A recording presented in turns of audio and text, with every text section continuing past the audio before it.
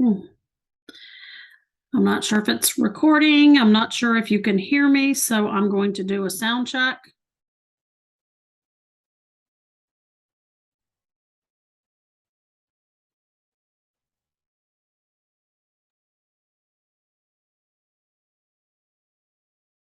Nope, my sound must be good.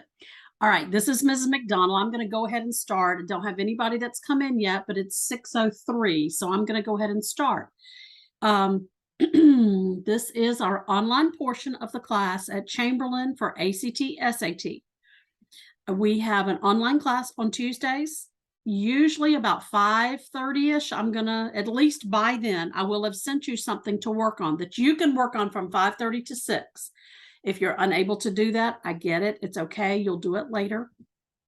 But I'm going to start usually the Zoom promptly at 6. Okay. I'm not sure if what's going on. Last time I did this, the Zoom cut us off after about 45 minutes, which makes it sound like maybe the district's not paying for Zoom again or now. So I need to look into that. They said, no, it should work. You have a 3-hour limit. It's hopefully going to work that way tonight. But in essence of that, I'm going to go ahead and get started.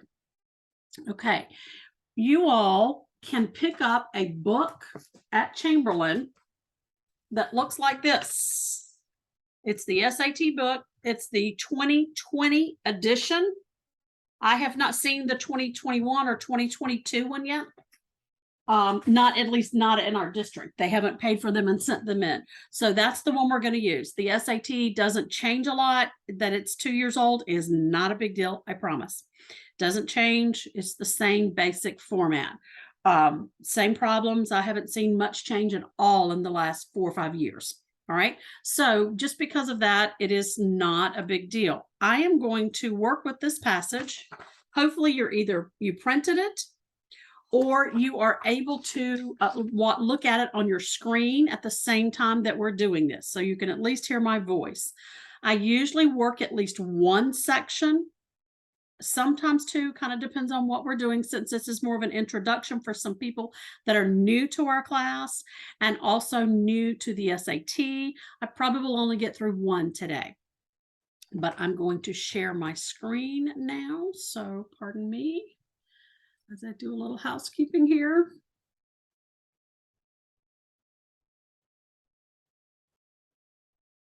All right, now you should be able to see my screen that looks like the packet that I sent you. All right, couple of things. The next SAT, there is one November, couple weeks away. You probably are not able to sign up for that one. I would like you to shoot now. If you're wanting to take it soon, shoot for the December one.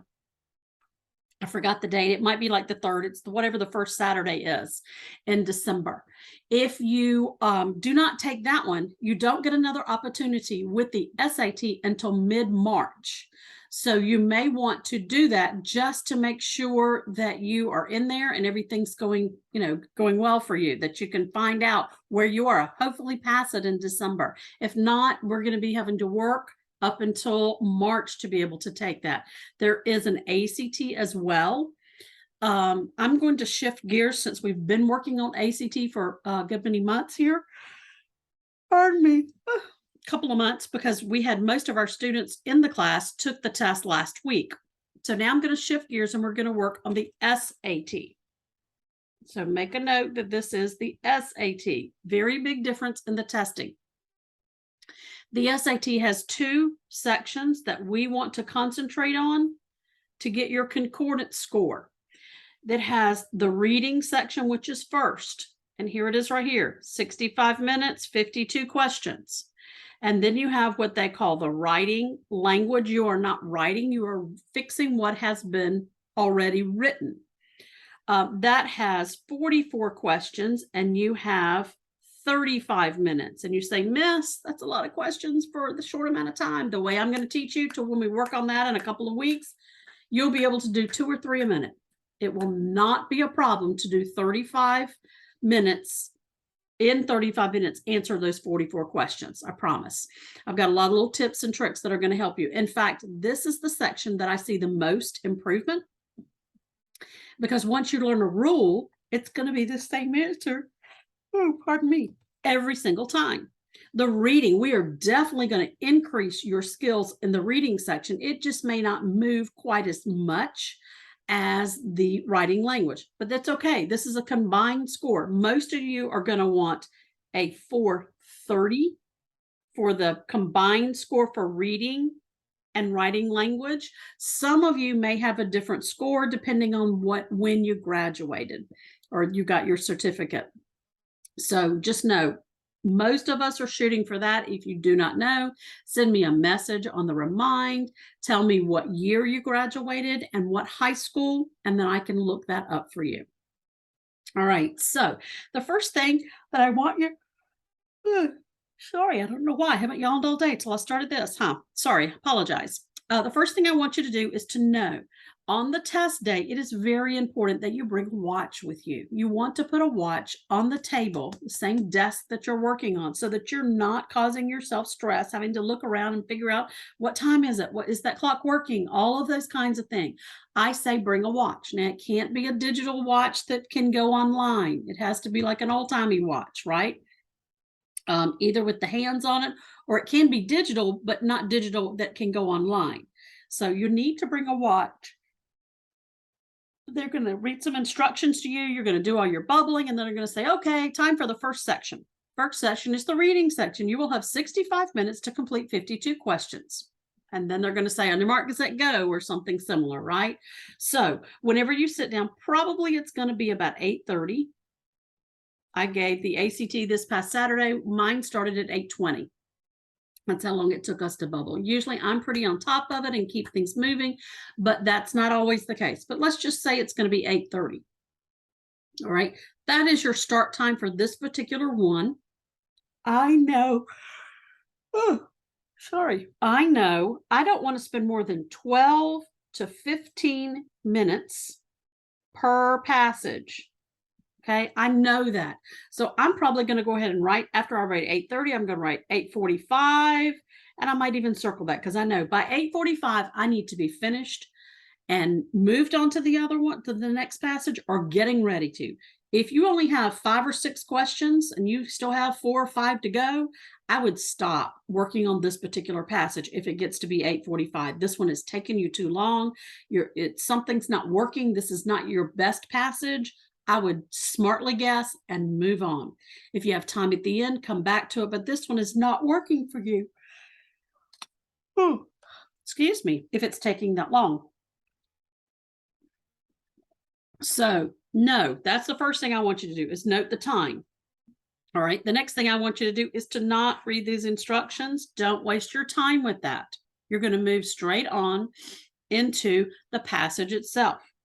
You're going to first read, the first thing you're going to do, here's your steps.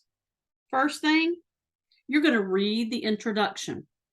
Now, there are some passages that are A passage, that'll have an A passage and a B passage within the same one. This one is not like that. We'll address that at a later point in time. I'm going to stop the screen just for a second. I want to see if anybody's trying to come in. I don't think so, but nope.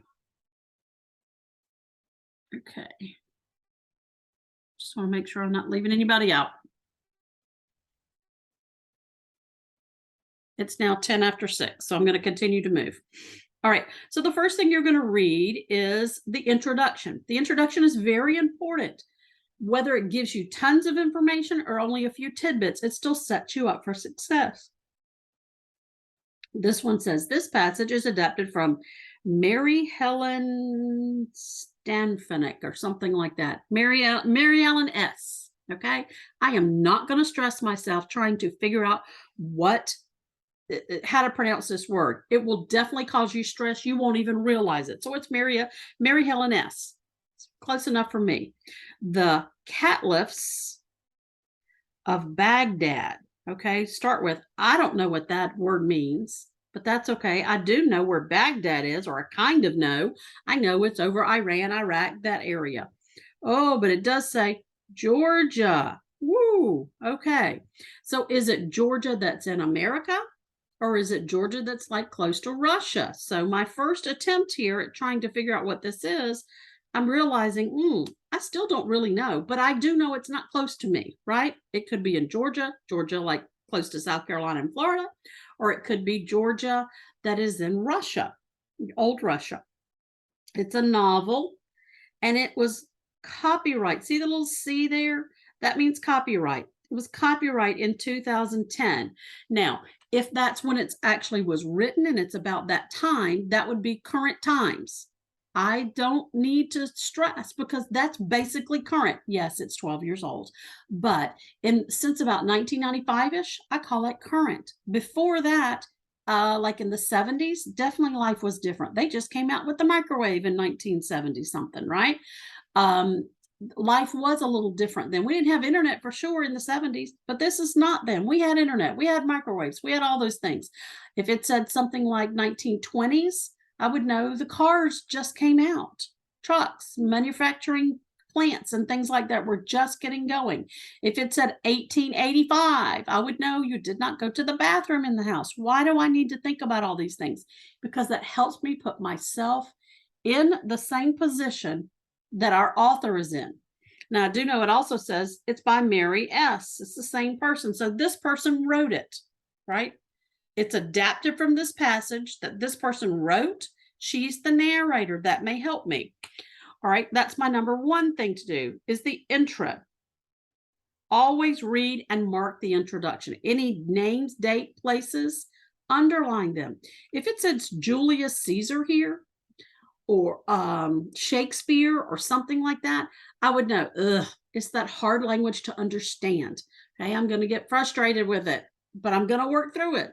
I also would know it's going to be about love and tragedy because those stories are always about that.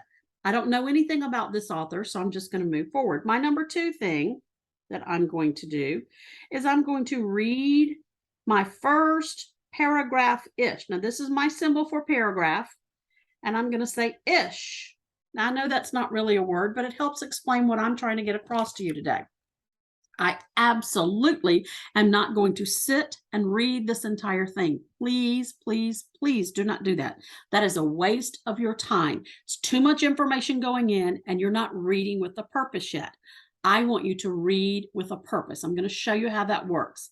So I'm going to read the first paragraph-ish. Sometimes that means I'm going to read one short little paragraph, or maybe two short little paragraphs.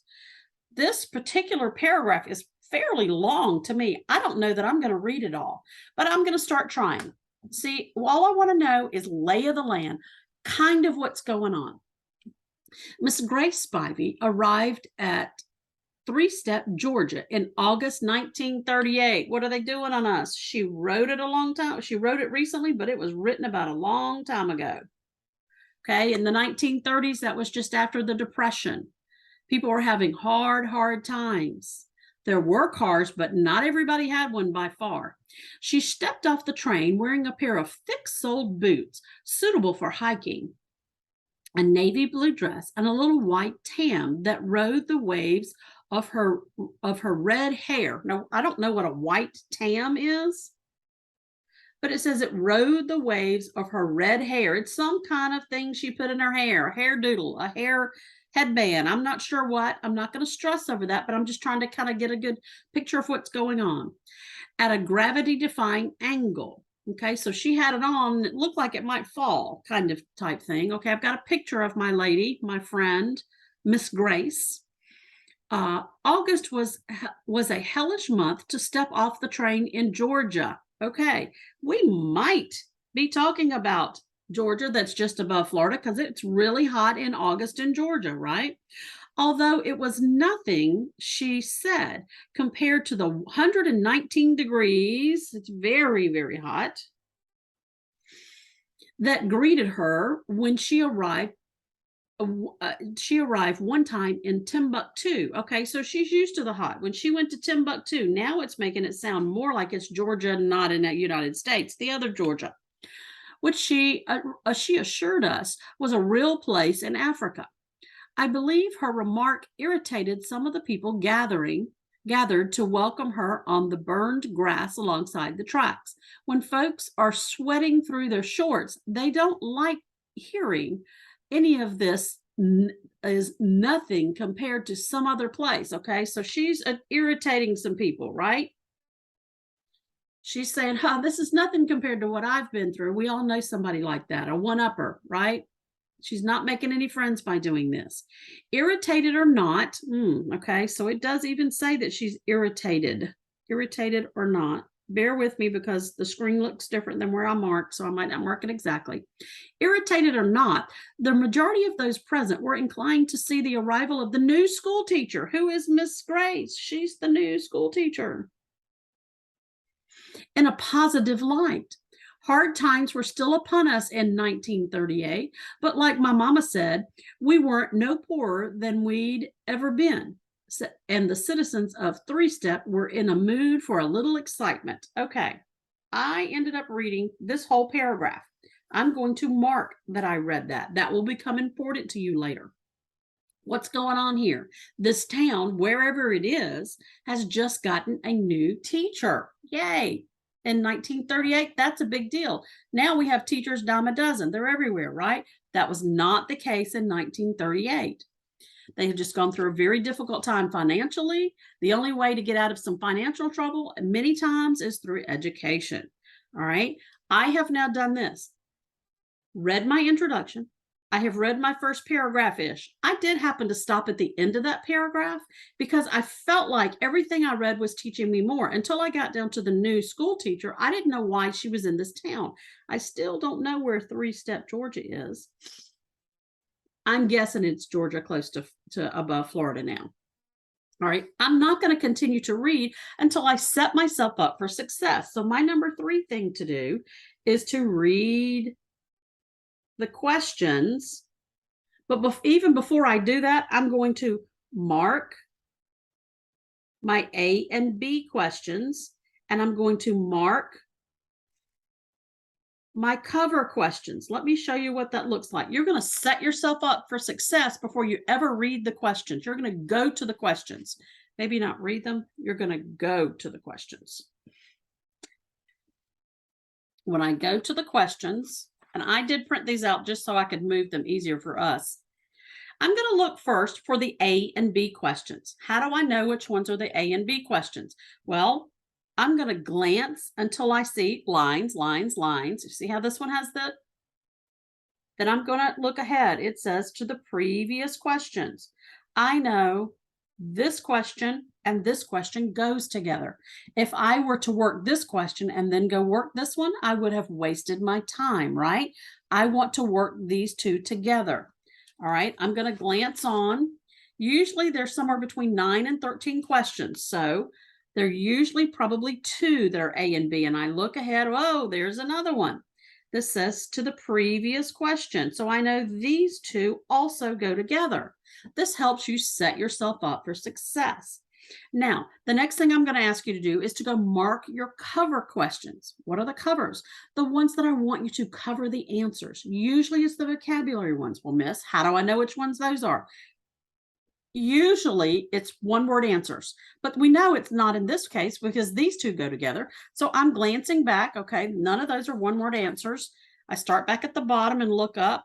Well, lo and behold, in this particular one, there are none that are covers. Let me flip to the next one, except I may not have that one printed. I did not print that last page. Anyway, we'll skip the covers for now. But basically, what you're going to do is, if this were a cover one, you would just write up here above that cover or put a big C to let you know, literally cover it. The vocabulary in SAT is not difficult, but it is most definitely tricky. So if you automatically read this and it says, what does something as is used in line 14, the word whatever is used nearly means, if you just don't look at that, if you cover those, you're not going to be able to pick anything. If you look at it, your mind is going to go to one, and then you have to take a lot of time and energy to back yourself out, and you may not get it right. In fact, most of the time you won't. So covering up the answers on the vocabulary ones is a great idea. I'll model that probably next week when we have a different passage. All right, so now we have the A's and B's. Usually what I say, going back to our steps here, usually what I say is to work the cover ones first and then work the A and B ones. Why would you do that, Miss? Well, because I'm learning parts of the story. Remember, I'm only reading with a purpose. I am not reading this whole thing and then going to answer the questions. It's not a can you read this passage test? It's a can you answer the questions? Think about it as these are crimes you're trying to solve. You need to know the answers. They're giving you clues over here to answer these questions. So let's assume we've already done the cover ones because we didn't have any at this time. So let's look at our first one that has an A and B. All right. And you're going to say, Miss, look at all this time you're wasting. You'll get in a routine of it. It will take just a couple of minutes. It sets you up for success, I promise. All right. I want you to read the question through one time and then go back through that because I can't see. There we go. And then go back through and read it again to make sure you understand what it's really asking you. About 73% of the time, when you miss a question, it's because you didn't answer what the question was asking. So we need to make very sure that we're certain of what the question is. It can reasonably be inferred, and I usually call this a stop word. Stop, slow down, make sure you get this one right. This is probably a high question. They're high, medium, and low questions. The more high ones you get, obviously, the higher you're going to score. I want you to get them all right, but try really hard on these and know that they're going to try to trick you, so be ready for it. It can reasonably be inferred from the passage that some of the people at the train station regard Miss Spivey's comment about the Georgia heat with, well, yay, I already know which one. I know the answer to this, right? We already read that. I'm going to be able to do this one easily. I know. I'm excited. Yay, I know I got it. Positive thinking, always. It can reasonably be inferred, okay, what can you understand without them blatantly tell you? What can you understand without it being in the words, right? It's just what you can figure out, all right? That some people at the train station regard this lady. If you regard somebody, it kind of means what do you think or how do you act? Regard Miss Spivey's comment, okay, regard Miss Spivey's comment about the Georgia heat. Remember she said, oh, this Georgia heat's nothing. I've been 119 degrees in Timbuktu. All right, we remember that. Do they regard it with sympathy? Do they feel sorry for her? Well, right off the bat, I already know that's not it. What did they say? They said they were ticked at her. They didn't like her saying it. I read that. So I know that's not right. I don't even need to read the rest. Are they disappointed in her? No, they were mad at her, aggravated with her. That one is not the right answer. Look what we're doing. We're already eliminating. In the beginning, your brain's going, oh my gosh, 4 answers. I got to get them right. And then now it's, okay, I can do this. There are only 2 left. Were they embarrassed of her or for her? No, they were not. So look what we did. We've already eliminated these 3. It makes me a little nervous when I do the first 3 and I'm thinking, oh my gosh, the only one it could be is this last one. But look at this, resentment. Does anger and resentment kind of go in the same family of feelings? Absolutely. Resentment because they feel that she is minimizing their discomfort. Is she minimizing them? Did she make them feel like they were not as hot as she was, or that's no big deal because she was hotter than that somewhere else? Absolutely. Boom. Guess what? I just got my answer. I know that's what it is. So I'm going to do something I call the big old check. Now, you notice I'm marking out the wrong ones. I don't ever want you to try again to go get the right answer. What I want you to do is to only concentrate on eliminating wrong ones, and that leaves you with the correct ones. All right. And this positive stuff, this is more of this. I want you to know, always do this. You just got the answer. You're not going to go over here to the answer key and start marking down your answers. Okay. There's number 3 is D. You're wasting your time if you do that. I want you to, hang on. I think I got somebody in. Diana, can you hear me?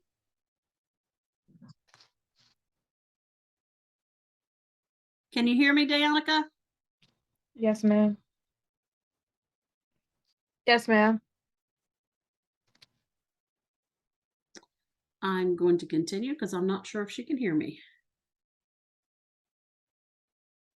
Okay. All right, so now that we have eliminated the 3 and gotten the 1, now we need to see how these 2 work together. Well, this should pop out at us very, very quickly because we know it has to be in that first little part we read. We probably could even go read the part and come back, but let's go look. Is it in lines 2 and 5? If I go read lines 2 and 5, if you notice the numbers are every 5, they will tell you what lines it is. So if I look over here, obviously 1 is here. They don't put a 1, but here's 5. So I know it's before there. Miss Grace Spivey arrived in Three Step, Georgia in August of 1938. She stepped off the train wearing a pair of thick-soled boots suitable for hiking, a navy blue dress, and a little white tam that rode the waves of her red hair.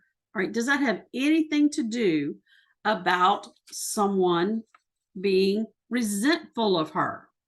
No, they don't. They're not resentful of her at this point. They don't even know her. Might not even know who she is yet.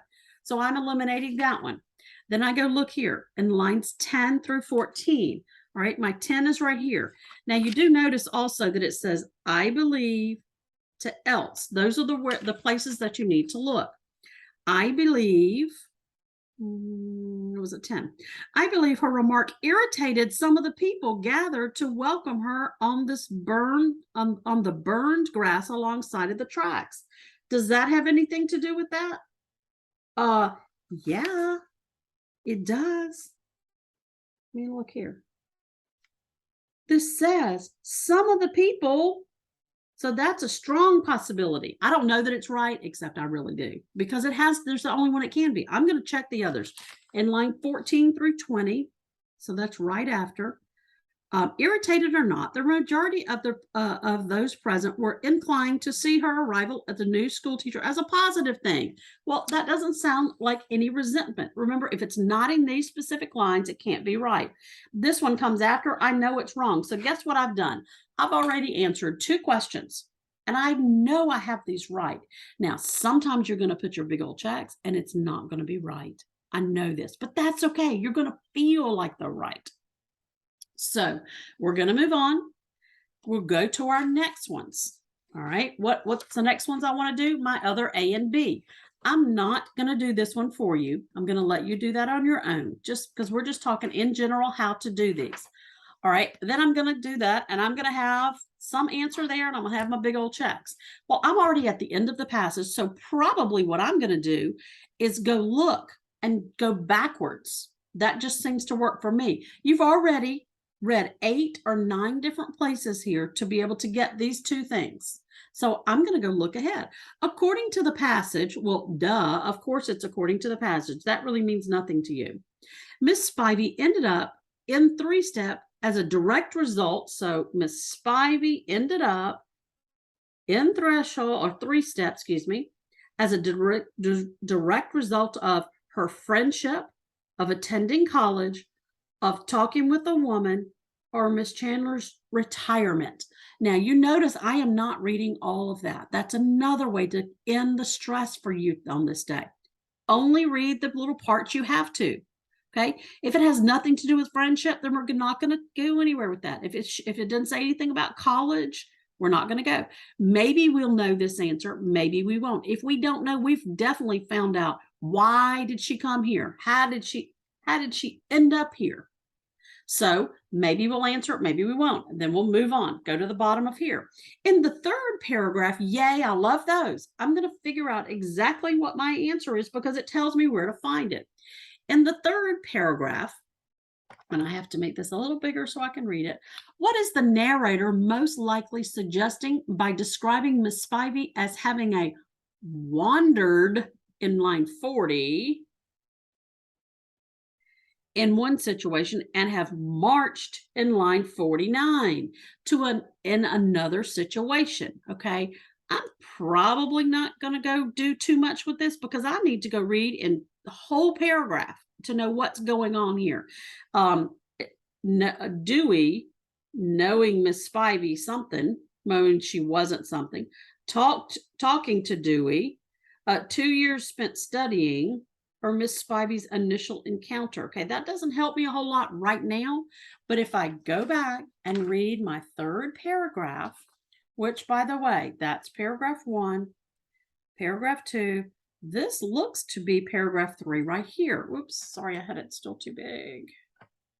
This looks to be paragraph 3 right here. So I'm going to go ahead and mark it.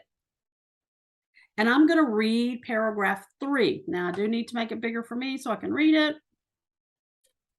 It says, "It was here," she told us, "in the midst of trying to find her true mission in life.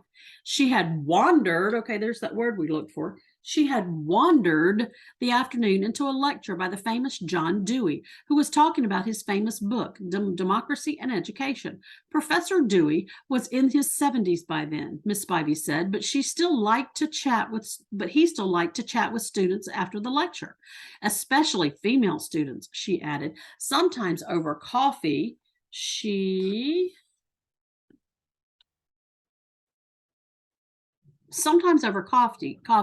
and see their eyes and the fire in his words would kindle.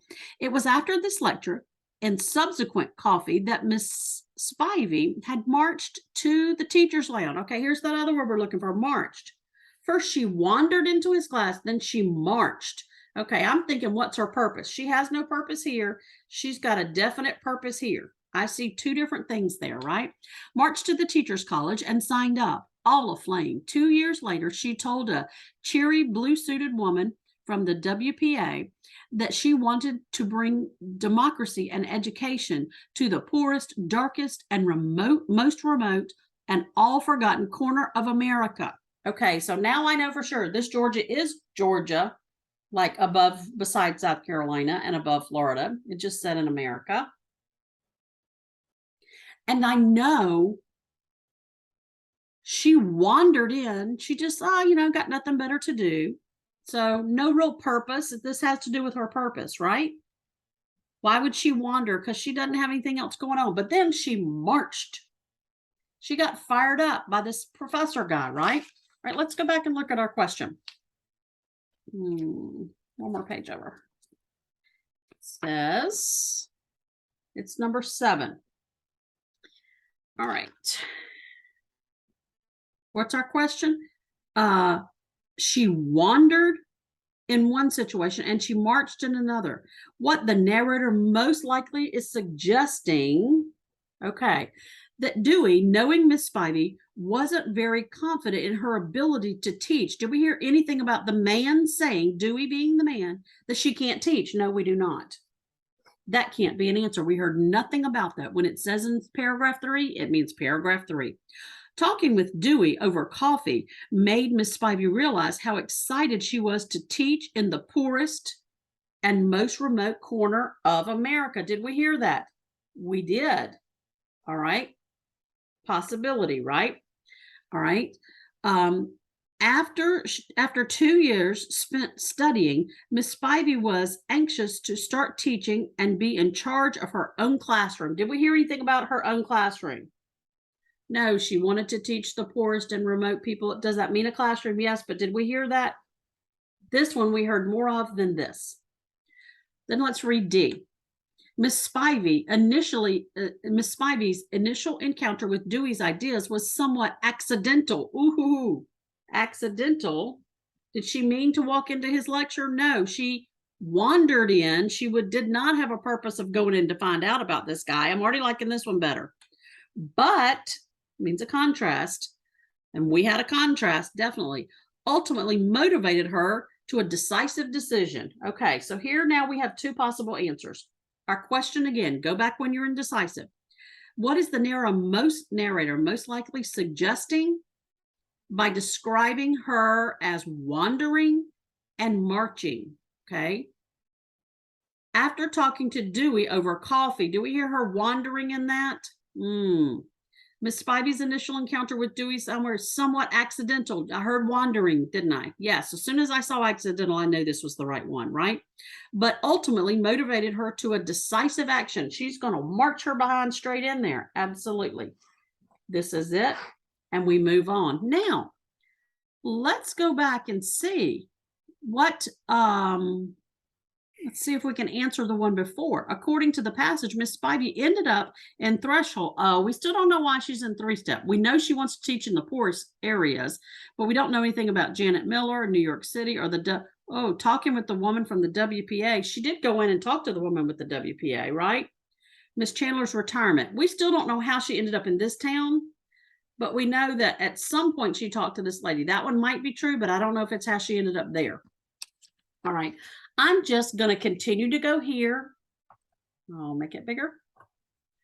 I'm going to go work my way here and work my way backwards until I have answers to all of these questions. I may not answer any of them or all of them at the same time. I may go back and answer. But as I'm reading, I'm going to find more and more out about this story with a purpose. Let's see. Do not have one that says main idea in this one. That's what I was looking over. Okay. But if you ever have one, usually one of the first ones is going to say the main idea of the passage is, or the main idea of a paragraph is. How do I get the main idea of the whole passage? I read the first paragraph and the last paragraph. Now I'm going to stop sharing for a minute and just talk to you. Okay. Once I get all of my answers for all 10 of these questions, right? I've got them all done. I don't, obviously, but you would continue through it. I just want to talk about procedure today.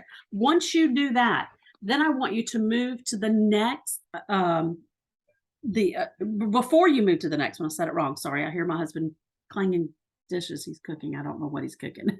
I don't know what he's doing in there. Anyway, I want you to go bubble in all 10 or however many of these answers there are. However many you have in this particular section, this passage, I want you to go mark them all at the same time. We would have wasted our time if we went back and forth and had to keep up with, oh, was this number 3 or that number 5? And we don't do that. We do them all at the same time, and then we move on to the next. Now, what I would like you to do today is definitely finish the this particular passage, the first passage. I only wrote the answers down to the first 10. If you would like the answers to the rest and you don't have them, you don't have the book yet, send me a text and I will send you the answers to the rest. But here are the answers for the first 10. I'm not sure if you can see those. If you can't, I may send this in the chat group as well. I'll do that. I'll send it in Remind so that you have the first 10 at least. And I want you to practice. Go do the next one and practice it. Stay in this particular packet. So in test 10, so that we're all on the same page. But let's make sure that we take care of this. Zoom just told me I have 5 minutes left, so it must be warning me. I don't know what's going on. We used to be able to have a long class. Dayonica, can you hear me? Yes, ma'am, I can hear you. Not sure. Maybe her. Yes, ma'am, I can hear you. Can you hear me? Can't tell. All right, I am recording this. And so I'm going to post this into our classroom, our Google Classroom, as well as I'm going to send it in the link so that people can watch it later. If you can't access the to print the passage that I sent, I'll have that in the Google Classroom. You can just work it on your oh, I hear you. She can hear me now. You can just post that and look in that post, and you can go print it from there or either just work it from there. I do like you to work them on your own because if you notice, mine looks like a mess. I mean, I didn't even work all of them, and look what a mess I've got, right? I like you to do that. I like you to do that on your test days as well, so that you have exactly the same procedure that you're going to do on test day. Several people tell me, lots of people tell me, I'm trying to fall asleep. Well, you cannot fall asleep if you're doing all this stuff, right? If we've got all these procedures, we've got all these things we do, you're going to stay awake. It's going to help you stay awake. If you stay awake, you're going to get more right. So our next test for the SAT is December, I believe, 3rd. You can look at that. If you would like to sign up for that, go ahead and do that. I know many of you will have taken the ACT last week. Those results probably will not be back until the end of November, maybe even the 1st of December. So we won't know. It might be worth it for you to take it. Go ahead and take it, because if you don't pass, You have to wait till March to take the next test. So something to think about. If you want to talk to me about that, shoot me a text and we can talk more. I'm going to close out. It's telling me I have 2 minutes left. Thank you for joining, and I hope that was helpful. Just an overview of the reading SAT. Take care, guys.